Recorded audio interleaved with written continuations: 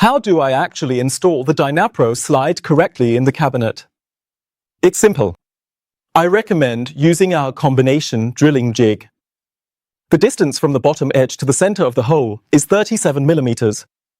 The first measurement from the cabinet base actually needs to be 38 millimeters. So I need to raise the drilling jig by 1 millimeter by placing supports underneath. Then I can stand the drilling jig up here and pre-drill the correct holes using the center drill bit.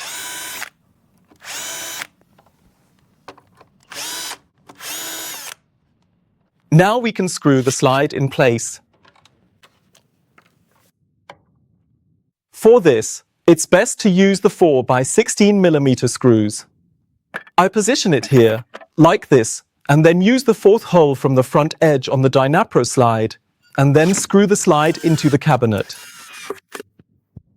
That's how quick and easy it is to install the Dynapro Slide. And I've got another tip for you.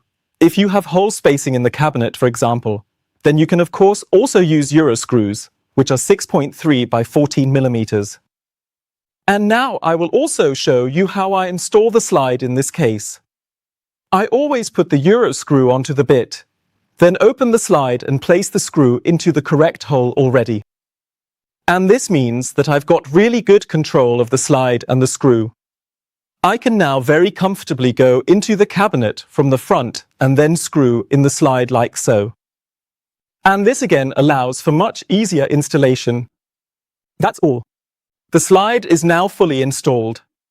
If you have any questions about this product or others, please write them in the comments below, and I wish you every success with your projects.